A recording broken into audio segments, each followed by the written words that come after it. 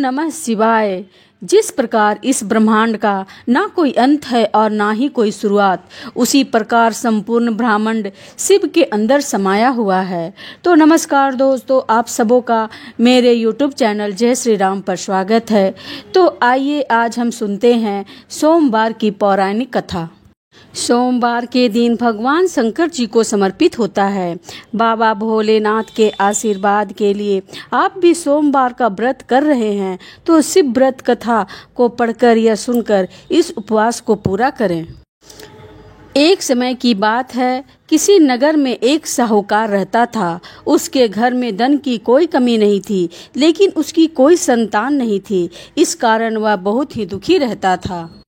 पुत्र प्राप्ति के लिए वह प्रत्येक सोमवार व्रत रखता था और पूरी श्रद्धा के साथ शिव मंदिर जाकर भगवान शिव और पार्वती जी की पूजा करता था। उसकी भक्ति को देखकर एक दिन मां पार्वती प्रसन्न हो गई और भगवान शिव से उस साहूकार की मनोकामना को पूर्ण करने के लिए आग्रह करने लगी। पार्वती जी की इच्छा सुनकर भगवान शिव ने कहा कि हे पार्वती, इस संसार में हर प्राणी को अपने कर्मों का फल मिलता है और जिसके भाग में जो हो उसे भोगना ही पड़ता है। लेकिन पार्वती जी ने साहूकार की भक्ति का मान रखने के लिए उसकी मनोकामना पूर्ण करने की इच्छा जताई। माता पार्वती के आग्रह पर शिव जी ने साहूकार को पुत्र प्राप्ति का वरदान तो दिया, लेकिन साथ ही वह भी कहा कि उसके बालक की आयु केवल 12 वर्ष की ही होगी। माता पार्वती और भगवान शिव की बातचीत को साहूकार सुन रहा था। उसे ना तो इस बात की खुशी थी और ना ही दुख। वह पहले की भांति शिव जी की पूजा करते रहा। कुछ समय के बाद साहूकार के घर में एक पुत्र का जन्म हुआ। जब वह बालक 11 वर्ष का हुआ तो उसे पढ़ने के लिए काशी भेज दिया गया। साहूकार ने पुत्र के मामा को बुलाकर उसे बहुत सारा धन दिया और कहा कि तुम इस बालक को काशी विद्या प्राप्ति के लिए ले जाओ और मार्ग में यज्ञ करना। जहाँ भी यज्ञ कराओ वहाँ ब्राह्मणों को भोजन कराते और दक्षिणा देते हुए जाना। दोनों मामा भांजा इसी तरह यज्ञ कराते और ब्राह्मणों को दान दक्षिणा देते काशी की ओर चल पड़े। रात में एक नगर पड़ा जहाँ नगर में राजा की कन्या का विवाह था, लेकिन जिस राजकुमार से उसका विवाह होने वाला था वह एक आंख से काना था। राजकुमार के पिता ने अपने पुत्र के काना होने की बात को छुपाने के लिए एक चाल सोची। साहूकार के पुत्र को देखकर उसके मन में एक विचार आया। उसने सोचा, क्यों ना इस लड़के को दुल्हा बनाकर राजकुमार से विवाह करा दूं। विवाह के बाद इसको धन देकर विदा कर दूंगा और राजकुमारी को अपने नगर ले जाऊंगा। लड़के को दुल्हा के वस्त्र पहनाकर राजकुमारी से विवाह करा दिया गया, लेकिन साहूकार का पुत्र ईमानदार था। उसे यह बात न्यायगत नहीं लगी। उसने अवसर पाकर राजकुमारी की चुन्नी के पल्ले में लिखा कि तुम्हारा विवाह तो मेरे साथ हुआ है, लेकिन जिस राजकुमार के संग तुम्हें भेजा जाएगा वह एक आंख से काना है। मैं तो काशी पढ़ने जा रहा हूँ। जब राजकुमारी ने चुन्नी पर लिखी बातें पढ़ी तो उसने अपने माता पिता को यह बात बताई। राजा ने अपनी पुत्री को विदा नहीं किया, जिससे बारात वापस चली गई। दूसरी ओर साहूकार का लड़का और उसका मामा काशी पहुँचे और वहां जाकर उन्होंने यज्ञ किया।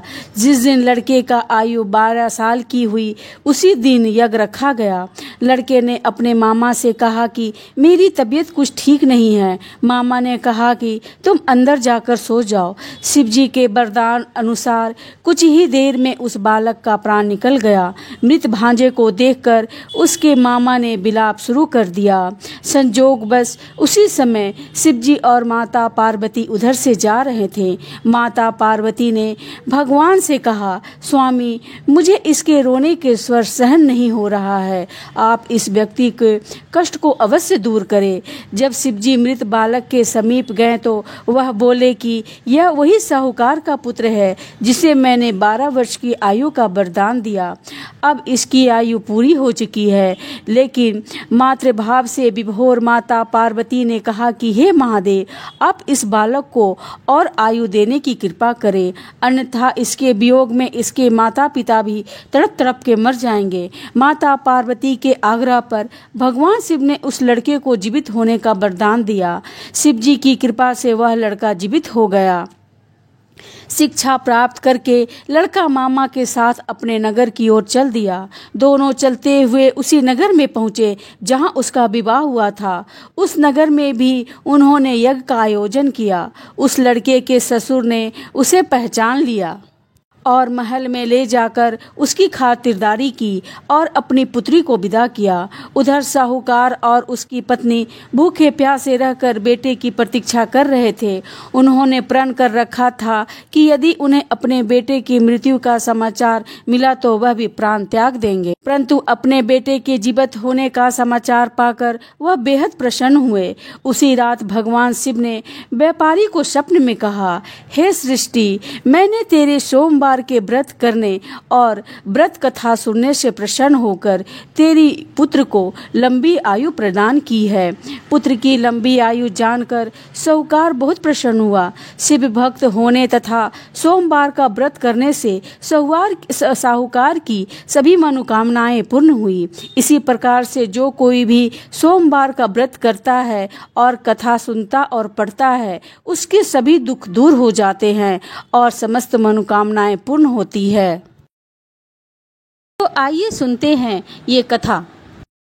बहुत साल पहले बास्कल नामक एक गांव में बिंदुक नाम का एक ब्राह्मण रहता था।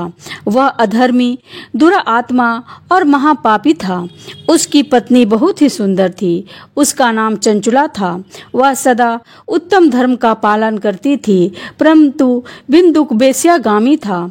इस प्रकार कुकर्म करते हुए बहुत समय व्यतीत हो गया। उसकी स्त्री काम से पीड़ित होने सब धर्म नाश के डर से काफी समय तक धर्म भ्रष्ट नहीं हुई, परंतु आगे चलकर वह भी अपने दुराचारी पति के आचरण से प्रभावित होकर दुराचारी और अपने धर्म को से विमुख हो गई। इस तरह दुराचार में डूबे हुए पति पत्नी का बहुत सारा समय व्यर्थ बीत गया। वेश्यागामी दूषित बुद्धि वाला वह दुष्ट ब्राह्मण समय के अनुसार मृत्यु को प्राप्त होकर नरक में चला गया।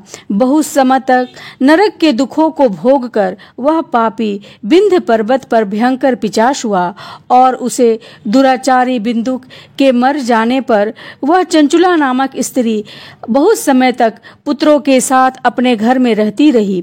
पति के मृत्यु के बाद वह भी धर्म से गिरकर पर पुरुषों के संग विहार करने लगी। सती विपत्ति में भी अपने धर्म का पालन करना नहीं छोड़ती। यही तो तप है। दुख तो होता है पर इसका फल मीठा होता है। एक दिन दैव भोग से किसी पुण्य पर्व में आने पर वह अपने भाई बंधुओं के साथ गौकर्ण क्षेत्र में गई। उसने तीर्थ के जल में स्नान किया और भाई बंधुओं के साथ इधर उधर घूमने लगी। वह एक दिन मंदिर में गई। वहां उसने एक ब्राह्मण के मुख से भगवान शिव की परम पवित्र एवं मंगलकारी कथा सुनी। ब्राह्मण कह रहे थे कि जो स्त्रियां दूसरों पुरुषों के साथ विहार करती है, वह मरने के बाद जब यमलोक जाती है तो यमराज के दूत उसे तरह तरह की यातना देते हैं।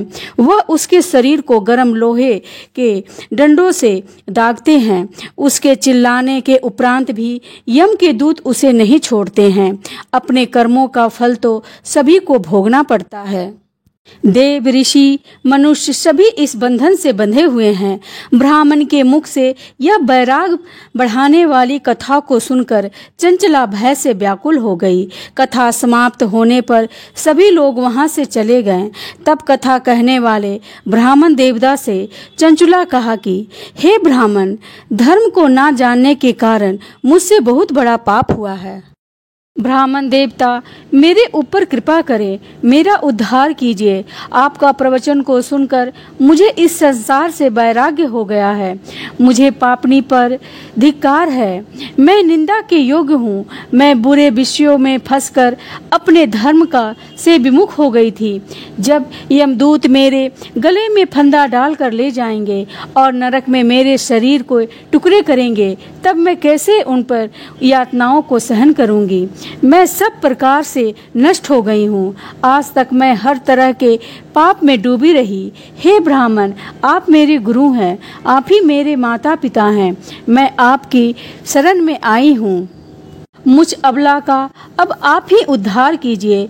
इस प्रकार विलाप करती हुई चंचुला ब्राह्मण देव की चरणों में गिर पड़ी। तब ब्राह्मण ने उसे कृपा पूर्वक उठाया और इस प्रकार कहा, नारी, तुम सौभाग्यशाली हो जो भगवान शंकर की कृपा से तुमने वैराग्यपूर्ण कथा को सुनी है और कथा को सुनकर समय से अपनी गलती का एहसास कर लिया है। तुम डरो मत और भगवान शिव की शरण में आओ। उनके परम कृपा से तुम्हारे सारे पाप नष्ट हो जाएंगे। मैं तुम्हें भगवान शिव की कथा सहित वह मार्ग बताऊंगा जिसके द्वारा तुम्हें सुख देने वाली उत्तम गति प्राप्त होगी। भगवान शिव की कथा सुनने से तुम्हारी बुद्धि शुद्ध हो जाएगी और तुम्हें पश्चाताप हुआ है तथा मन में वैराग उत्पन्न हुआ है। पश्चाताप ही पाप करने वाले पापियों के लिए सबसे बड़ा प्रायश्चित है। जो मनुष्य अपने कुकर्म के लिए प्रायश्चित नहीं करता वह उत्तम गति प्राप्त नहीं करता, परंतु जिसे अपने गलतियों पर पश्चाताप होता है वह अवश्य ही उत्तम गति का भागीदार होता है। इसमें कोई शक नहीं है। इस कथा का स्मरण सभी मनुष्य के लिए कल्याणकारी है, अतः इसकी आराधना और सेवा करनी चाहिए। हे ब्राह्मण पत्नी, तुम अन्य विषयों से अपने मन को हटा करके भगवान शंकर की इस पावन कथा को सुनो। इससे तुम्हारी चित्त की शुद्धि होगी और तुम्हें मोक्ष की प्राप्ति होगी। जो मनुष्य निर्मल हृदय से भगवान शिव का चिंतन करता है उसकी एक ही जन्म में मुक्ति हो जाती है। यह कहकर वो ब्राह्मण चुप हो गए। उनका हृदय करुणा से भर गया और वह ध्यान में मग्न हो गए। ब्राह्मण का यह आदेश सुनकर चंचला के नेत्रों में आनंद के आंसू झलक उठे। वह हर्ष और हृदय से ब्राह्मण देवता के चरणों में गिर गई और हाथ जोड़कर बोली कि मैं कृतार्थ हो गई हूँ। हे ब्राह्मण, शिव भक्तों में श्रेष्ठ आप धन्य हैं। आप परमात्मदर्शी हैं और सदा परोपकार में लगे रहते हैं। साधु, मैं नरक की समुद्र में गिर रही हूँ। कृपा करके मेरे उद्धार कीजिए। जिस पौराणिक और अमृत के समान कथा की बात आप कही है उसे सुनकर ही मेरे मन में वैराग उत्पन्न हुआ है। उस अमृतमयी कथा को सुनने के लिए मेरे मन में बड़ी श्रद्धा हो रही है। कृपया आप मुझे उसे सुनाइए। कथा सुनने की इच्छा मन में लिए हुए चंचला उस वहीं रहने लगी। उस गोकर्ण नामक महाक्षेत्र में उन ब्राह्मण देवता के मुख से चंचला भगवान शिव भक्ति के ज्ञान और वैराग्य बढ़ाने वाले और मुक्ति देने वाले परम उत्तम कथा सुनकर कृतार्थ हुई। उनका चित्त शुद्ध हो गया। वह अपने हृदय से शिव की स्मरण करती थी। उसके बाद अपना समय पूर्ण होने पर चंचला ने बिना किसी कष्ट के अपना शरीर त्याग दिया। उसे लेने के लिए एक दिव्य विमान वहां पहुंचा। ये विमान शोभा साधन से सजा हुआ और शिव गणों से सुशोभित था। चंचला विमान से शिवपुरी पहुंची। उसके सारे पाप धुल गए। वह दिव्य रूप धारिणी दिव्यांगना हो गई थी। वह गौरागी देवी मस्तक पर अर्धचंद्र का मुकुट और अन्य दिव्य आभूषण पहने शिवपुरी में पहुंची। वहां उसने सनातन देवता श्री नेत्रधारी शिव को देखा। सभी देवता उसकी सेवा में भाव में लगे हुए थे। वहाँ महादेव जी की कांति कपूर के समान थी। उनके साथ देवी गौरी विराजमान थी जो विद्युत कुंज के समान प्रकाशित हो रही थी। महादेव के शरीर पर श्वेत वस्त्र थे तथा शरीर श्वेत भस्म से युक्त था। इस प्रकार भगवान शिव के उज्जवल रूप को दर्शन पा करके चंचला बहुत प्रसन्न हुई। उसने भगवान को बारंबार प्रणाम किया और हाथ जोड़कर प्रेम आनंद और संतोष से युक्त होकर खड़ी हो गई। उसके नेत्रों से आनंद के आंसू की धारा बहने लगी। भगवान शंकर और भगवती गौरी उमा ने चंचुला को देखकर अपने पास बुलाया और गौरी उमा ने उसे अपना सखी बना लिया। चंचुला सुखपूर्वक शिव के धाम में उमा देवी की सखी के रूप में निवास करने लगी। एक दिन चंचुला आनंद में मगन हो उमा देवी के पास गई और दोनों हाथ जोड़कर उनकी स्तुति करने लगी। स्कंद माता उमा, आप सभी मनुष्यों एवं देवताओं द्वारा समस्त सुखों को देने वाली हैं। आप शंभु प्रिय हैं। आप ही सगुना और निर्गुणा हैं। हे सच्चिदानंद स्वरूपा, आप ही प्राकृतिक की पोषक हैं। हे माता, आप ही संसार की सृष्टि, पालन और संहार करने वाली हैं। इस प्रकार चंचुला देवी की स्तुति कर शांत हो गई। उसकी आंखों में प्रेम के आंसू उभर आए। तब शंकर प्रिय उमा देवी ने बड़ी प्रेम से चंचुला को चुप कराते हुए कहा कि सखी चंचुला, मैं तुम्हारी स्तुति से प्रसन्न हूँ। बोलो, क्या वर मांगती हो? तब चंचुला बोली, हे गौरी राजकुमारी, मेरे पति बिंदुक इस समय कहाँ हैं? उनकी स्थिति कैसी है? कृपया आप बताइए और कुछ उपाय कीजिए ताकि हम फिर से उनसे मिल सके। महादेवी, मेरी पति एक क्षुद्र जाति की वेश्या के प्रति मोहित थे और पाप में ही डूबे रहते थे। गिरजा बोली, बेटी, तुम्हारा पति बिंदुक पापी था। उसका अंत बड़ा भयानक हुआ। वेश्या का उपभोग करने के कारण वह मूर्ख नरक में अनेकों वर्षों तक अनेक प्रकार के दुख भोग कर अब शेष पाप को भोगने के लिए विंध्य पर्वत पर पिशाच की योनि में रह रहा है और वह दुष्ट वायु पीकर रह रहा है और सभी प्रकार के कष्ट सह रहा है। गौरी देवी की यह बात सुनकर चंचुला अत्यंत दुखी हो गई। फिर मन को किसी तरह स्थिर करते हुए दुखी मन से माँ गौरी से उसने एक बार फिर पूछा, हे महादेवी, मुझ पर कृपा कीजिए और मेरे पापी पति का अब उद्धार कीजिए। कृपया करके मुझे यह उपाय बताइए जिससे मेरे पति को उत्तम गति प्राप्त हो सके। गौरी देवी ने कहा, यदि तुम्हारा पति भगवान शिव की पूर्णमयी उत्तम कथा सुने तो वह इस दुर्गति को पार करके उत्तम गति का भागी हो सकता है। अमृत के समान मधुर गौरी की ये वचन सुनकर चंचला ने दोनों हाथ जोड़कर मस्तक झुकाकर उन्हें बारंबार प्रणाम किया और प्रार्थना की कि मेरे पति को भगवान शिव की कथा सुनाने की व्यवस्था कीजिए। ब्राह्मण पत्नी चंचुला के बार बार प्रार्थना करने पर शिव प्रिय गौरी देवी ने भगवान शिव की महिमा का गुणगान करने के लिए गंधर्व राज को बुलाकर कहा कि तुम मेरी इस सखी को साथ विंध्य पर्वत पर ले जाओ। वहां एक भयानक पिशाच रहता है। पूर्व जन्म में वह पिशाच बिंदुक नामक ब्राह्मण मेरी इस सखी चंचुला का पति था। वह वेश्यागामी हो गया था। वह सभी अच्छे कर्मों को छोड़कर अपवित्र रहने लगा। क्रोध के कारण उसकी बुद्धि भ्रष्ट हो गई थी। दुर्जनों से उसकी मित्रता तथा सज्जनों से उसका दोष बढ़ गया था। वह अस्त्र शस्त्र से हिंसा करता और लोगों को सताता और उनके घरों में आग लगा देता था। चंडाल से दोस्ती करता और रोज वेश्या के पास जाता था। पत्नी को त्याग कर दुष्ट लोगों से दोस्ती कर उसके साथ ही रहता था। वह मृत्यु तक दुराचार में फंसा रहा। मृत्यु के बाद उसे पापियों के भोग स्थान यमपुरी में ले जाया गया। वहां घोर नरकों को सहकर इस समय वह विंध्य पर्वत पर पिशाच बनकर रह रहा है और पापों का फल भोग रहा है। तुम उसके सामने परम पुण्यमयी पापों का नाश करने वाला भगवान शिव की कथा का प्रवचन करो।